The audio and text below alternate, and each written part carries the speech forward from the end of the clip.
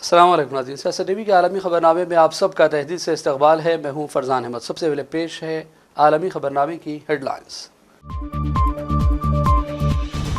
غزہ پٹی کے شمالی اور وسطی علاقوں پر اسرائیلی فوج کے ٹینکوں اور جنگی طیاروں سے حملے، 24 گھنٹوں میں 44 فلسطینی شہری شہید، دیگر کئی زخمی۔ غزہ پٹی میں جنگ بندی کی جائے، بچوں کو نشانہ بنانے اور پولیو کو ختم کرنے کے لیے غزہ میں انسانی امداد کی ترسیل کو ممکن بنایا جائے۔ اقوام متحدہ کے بچوں کے ادارے یونیسیف کے ڈپٹی ڈائریکٹر ٹیٹ شیوان کی اپیل۔ بے ضرر ڈیوائسز کا غلط استعمال، انسانی حقوق کے عالمی قوانین کی کھلی خلاف ورزی۔ لبنان میں پیجر دھماکوں پر اقوام متحدہ کی سلامتی کونسل کا رد عمل۔ اسرائیل کا غزہ میں قتل عام اور جموں کشمیر میں انسانی حقوق کی خلاف ورزیاں عالمی امن و سلامتی کے لیے خطرہ۔ عالمی یوم امن کے موقع پر پاکستانی صدر آصف علی زرداری کا بیان۔ اور وزیر اعظم مودی کوائڈ سمٹ میں شرکت اور اقوام متحدہ کی جنرل اسمبلی میں خطاب کے لیے امریکہ روانہ۔ 3 روزہ دورے کے دوران اہم قائدین اور ہندوستانی کمیونٹی سے بھی ہوگی ملاقاتیں۔ ہیڈ لائنز آپ نے دیکھی اور پیش ہے خبروں کی تفصیلات۔ شروعات کریں گے بڑی عالمی خبروں سے۔ غزہ پٹی کے شمالی اور وسطی علاقوں پر اسرائیلی فوج کے ٹینکوں اور جنگی طیاروں نے حملے جاری رکھے، جس میں مزید 14 فلسطینی شہید ہو گئے۔ اسرائیلی ٹینکوں نے مصر کی سرحد کے قریب شمال مغربی شہر رفح میں مزید پیش قدمی کی ہے۔ اطلاعات کے مطابق 24 گھنٹوں کے دوران اسرائیل کے ظالمانہ حملوں میں کم سے کم 44 افراد کی شہادت ہوئی ہے۔ فلسطینی وزارت صحت نے بتایا کہ ساحلی پٹی کے وسیع علاقے میں نصیرات پناہ گزین کیمپ پر اسرائیلی ٹینکوں کی گولہ باری میں 8 افراد لقمے اجل بنے اور متعدد زخمی ہوئے۔ غزہ شہر میں ایک مکان پر فضائی حملے میں 6 افراد کی جان گئی۔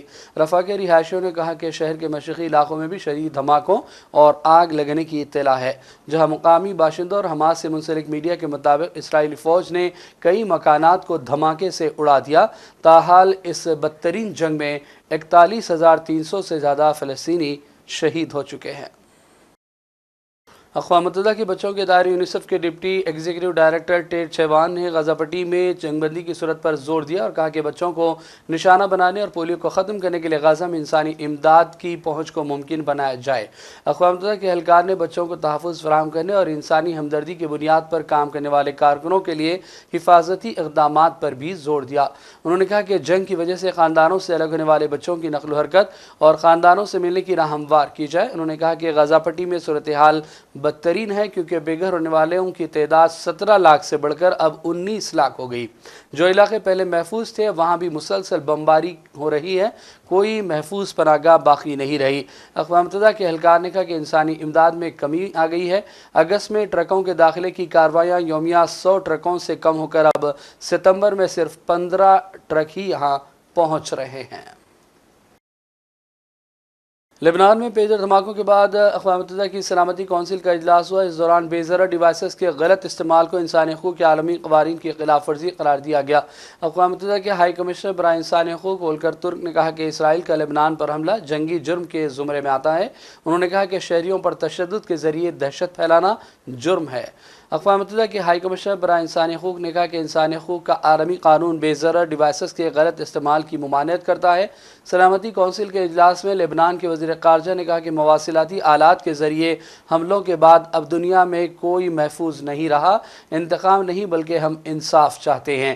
خیال رہے کہ چند دن قبل لبنان میں حزب اللہ کے اراکین سمیت سویلینز کے زیر استعمال پیجر ڈیوائسز دھماکوں سے پٹ گئے، جس میں کئی جانیں جا چکی ہیں۔ حزب اللہ نے دھماکوں کا الزام اسرائیل پر لگایا ہے۔ اسرائیلی فوج نے جنوبی بیروت میں ایک فضائی حملہ کیا، جس میں حزب اللہ کے سینئر فوجی رہنما ابراہیم عاقل کو بھی ختم کرنے کا دعویٰ کیا جا رہا ہے۔ اس حملے میں مجموعی طور پر 14 افراد لقمے اجل بن گئے۔ بیروت کے جنوبی مضافاتی علاقے جموس میں بڑے پیمانے پر نقصان ہوا۔ حملے کے چند گھنٹوں کے بعد اسرائیلی فوج کے ترجمان ایڈمرل ڈینیل ہیگری نے حملے کی ذمہ داری قبول کی اور ویڈیو شیئر کرتے ہوئے دعویٰ کیا کہ اسرائیلی حملے نے حزب اللہ کو جھٹکا دیا ہے۔ ממוקד וחיסל את ראש מערך המבצעים של ארגון הטרור חיזבאללה, אברהים עקיל. יחד איתו את שרשרת הפיקוד הבכירה של כוח רדואן. הם התכנסו מתחת לאדמה, מתחת לבניין מגורים, בלב שכונת הדחיה, תוך שהם משתמשים באזרחים כמגן אנושי. הם התכנסו לתיאום פעולות טרור נגד אזרחי מדינת ישראל. המפקדים שחיסלנו היום הובילו מאז ה8 באוקטובר התקפות על אזרחי מדינת ישראל ותכננו לבצע עוד בהמשך. בשלב זה אין שינוי בהנחיות פיקוד העורף. אנחנו נעדכן בכל שינוי באופן מיידי. לצד זאת אני מבקש, תמשיכו לגלות इस्लामी तहरीक मुजाहिमत हमास ने लेबनान में इसराइल की वहशियाना और दहशतगर्दाना हमलों की सख्त मजम्मत की और कहा कि हम हिजबुल्लाह और इस्लामी मुजाहिमत पर अपने भाइयों की तायीद करते हैं। पेश है इस हवाले से सियासत टीवी की ये रिपोर्ट।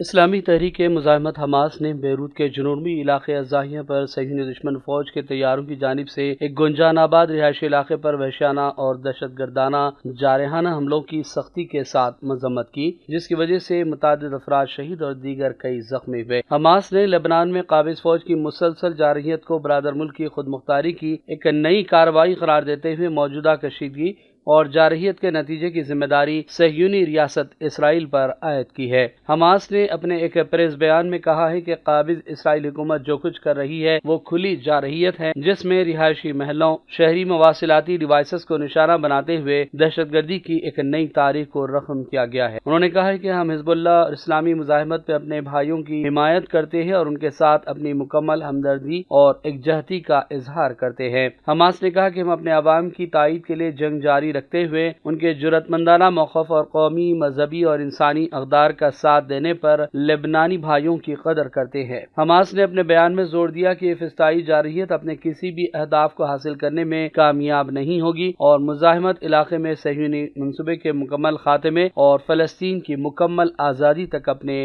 रास्ते पर गामज़न रहेगी। ब्यूरो रिपोर्ट, सियासत टीवी। पाकिस्तानी सदर आसिफ अली जरदारी ने कहा कि इसराइल का गजा में कत्लेआम और जम्मू कश्मीर में इंसान हकूक़ की संगीन खिलाफ वर्जियाँ आलमी अमन और सलामती के लिए ख़तरा है। आलमी योम अमन के मौके पर अपने प्याम में जरदारी ने कहा कि आज दुनिया को मुख्तलिफ इलाक़ों में जोग्राफियाई सियासी कशीदगी का सामना है। तनाज़ात आलमी अमन को ख़तरे में डाल रहे हैं। हम सबको अक़वाम आलम के दरमियान अमन, रवादारी और बक़ाए बाहमी के कल्चर को फ़रोग़ देना चाहिए। इसराइल ने फ़लस्तीन में दहशतगर्दी का बाजार गर्म कर रखा है। इसराइल हज़ारों लोगों के गजा में कत्ल-ए-आम से फ़लस्तीनियों की नस्ल कुशी कर रहा है, जबकि मोदी हुकूमत पर उन्होंने इल्ज़ाम लगाया कि वो जम्मू कश्मीर में इंसान हकूक़ की खिलाफ वर्जियों की मुर्तकिब है। मुसलमानों और दीगर अक़लियतों को जुल्म और सितम का निशाना बनाया जा रहा है। आसिफ अली जरदारी ने कहा कि दुनिया अमन के बग़ैर तरक्की और खुशहाली हासिल नहीं कर सकती। जंगें और तनाज़ात लोगों के लिए मुश्किलात में इजाफ़ा करते हैं। आइए अमन, रवादारी, इंसानी वक़ार के एहतराम के फ़रोग़ के लिए अपने अज़म का इआदा करें और सब मिलकर एक पुरअमन मुस्तक़बिल, एक बेहतर दुनिया तश्कील दें जहां हमारी आइंदा की नस्लें अमन के साथ रह सकें। वज़ीर-ए-आज़म मोदी क्वाड समिट में शिरकत और अक़वाम मुत्तहिदा की जनरल असम्बली में खिताब के लिए आज सुबह 3 रोज़ा दौरे पर अमरीका रवाना हो गए। रवानगी से कबल मोदी ने कहा कि वो अपने क्वाड साथियों और अमरीकी सदर जो बाइडन, इसराइली वज़ीर-ए-आज़म एंथोनी अल्बानीज़ और जापानी वज़ीर-ए-आज़म फोमियो किशिदा के साथ अमरीका में होने वाली समिट में शामिल होने के लिए मुंतज़िर हैं। इसके अलावा मोदी ने यह भी कहा कि वो हिंदुस्तानी तारिकीन वतन के साथ बातचीत के भी मुंतज़िर है।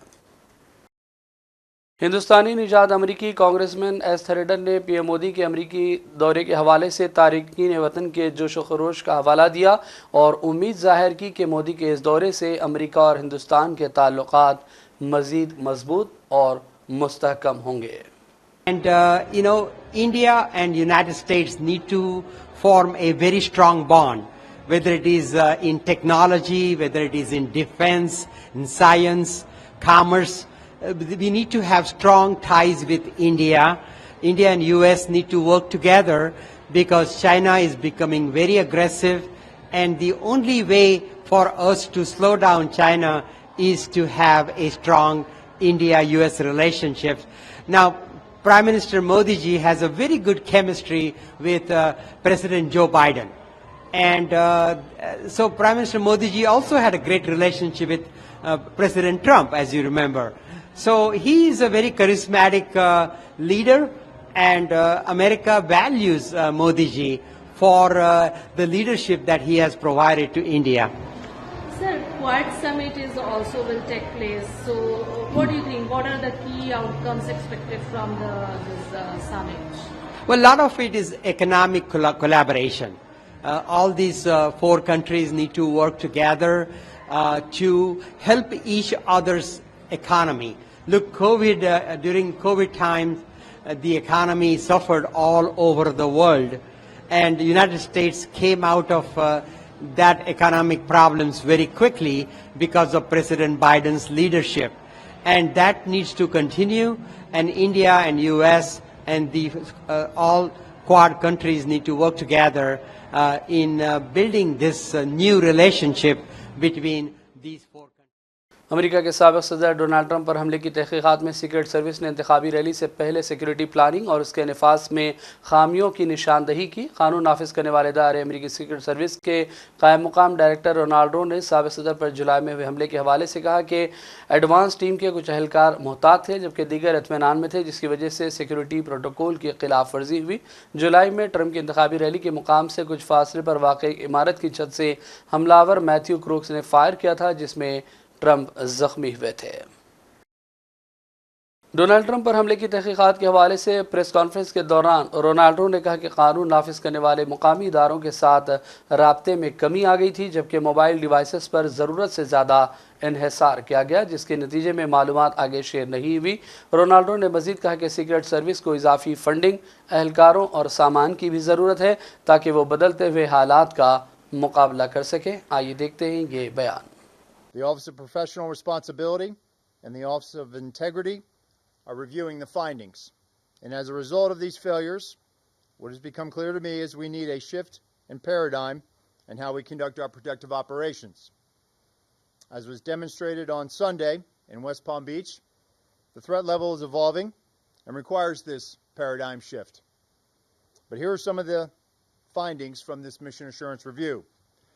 With respect to command and control of the site in Butler, Pennsylvania, the Secret Service has the main responsibility of building the site plan.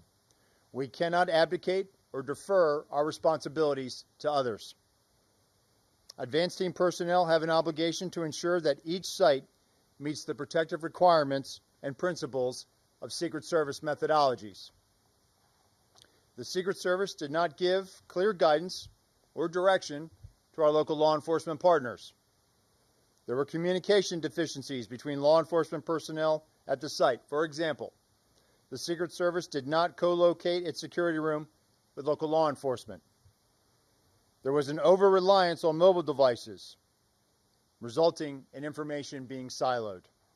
For example, at approximately 18:10 local time, Secret Service informed personnel that local police were addressing an issue at the 3 o'clock of the outer perimeter.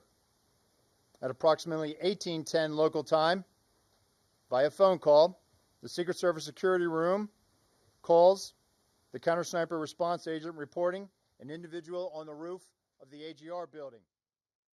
That vital piece of information... اور اب آخر میں head lines پر ڈالیں گے ایک اور نظر. غزہ پٹی کے شمالی اور وسطی علاقوں پر اسرائیلی فوج کے ٹینکوں اور جنگی طیاروں سے حملے. 24 گھنٹوں میں 44 فلسطینی شہری شہید، دیگر کئی زخمی.